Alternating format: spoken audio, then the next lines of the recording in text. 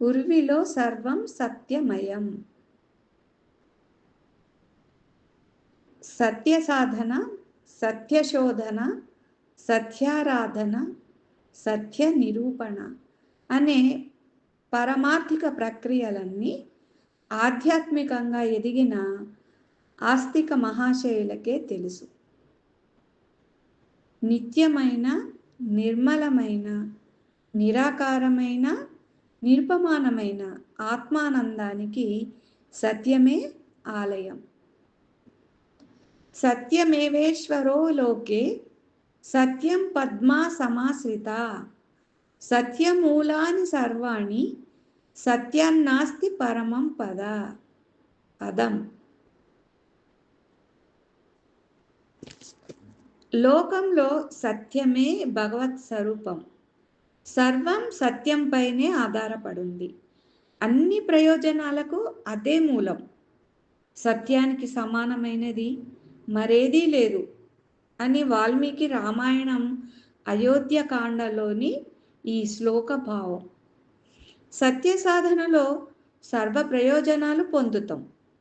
అందుకు ఆగమాలు, ఆగమాంతాలు, అత్యధిక ఆధారాలు వ్యక్తిని లౌకిక జీవన విధానంతో అలౌకిక ఆనంద శిఖరాలకు చేర్చే ప్రయత్నంలో కావ్య సంపద కూడా ఫలితాన్ని సాధిస్తుంది.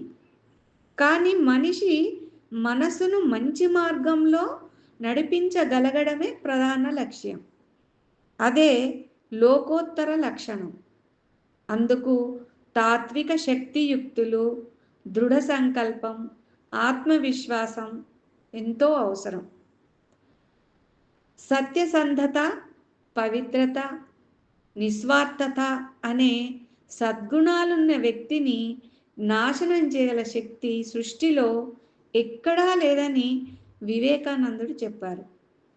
సత్యం పలకడమే కలియుగంలో తాత్విక తపస్సని రామకృష్ణ పరమహంస తెలిపారు. సత్యం బ్రూయత్ ప్రియం బ్రూయత్ నా బ్రూయత్ సత్యమ ప్రియం ప్రియంచ నానృతం బ్రూయత్ ఏష ధర్మ సనాతనః. సత్యమే చెప్పాలి, ప్రియమే ఇష్టమైన మాటలనే పలకాలి. సత్యమైనప్పటికీ అప్రియం అంటే ఇష్టం కాని మాటలను పలకరాదు.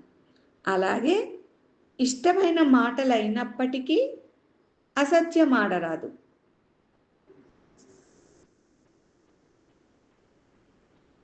అనేది ఈ నీతి సూక్తి తాత్పర్యం.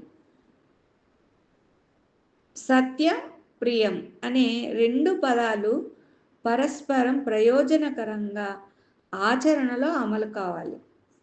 అప్పుడే ఆధ్యాత్మిక ఫలాలు అపురూపంగా అందుకోవచ్చు. అప్పుడే అన్యాయం, అక్రమం, అరిషడ్వర్గాలు, దుర్గుణ దురాచారాలు, సప్త వ్యసనాలు పలాయనం చిత్తగిస్తాయి. బలిచక్రవర్తి వడుగుకు 3 అడుగుల దానమిచ్చే సమయంలో సత్యాన్ని, ప్రియాన్ని సమంగా సమర్థించాడు.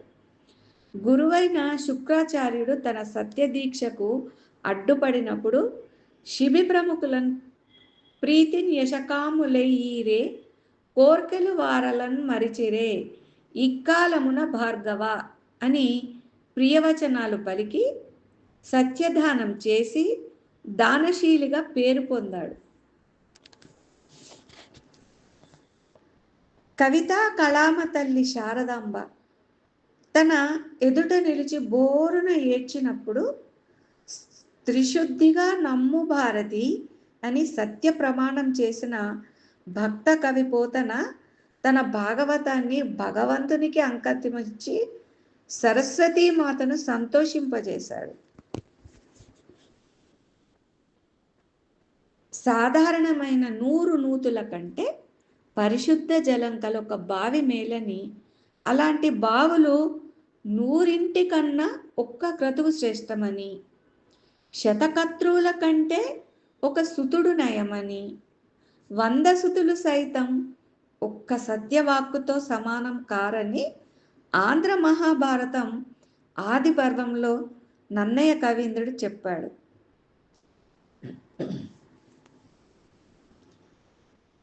త్యాగాయ సంవృతార్థానం సత్యాయ మితభాషిణాం అని రఘువంశరాజుల గుణగణాలను కాళిదాసు మహాకవి వర్ణించాడు.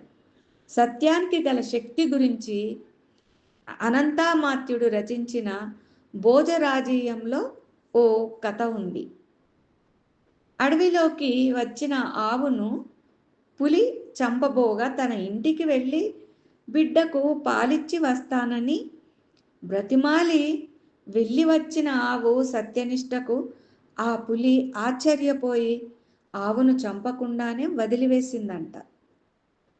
సత్యానికి సత్యమే సాటి, అన్ని గుణాల కన్నా సత్యగుణమే మేటి. కాబట్టి మనందరము సత్యాన్ని అనుసరిస్తూ పలుకుతూ తరిద్దాం.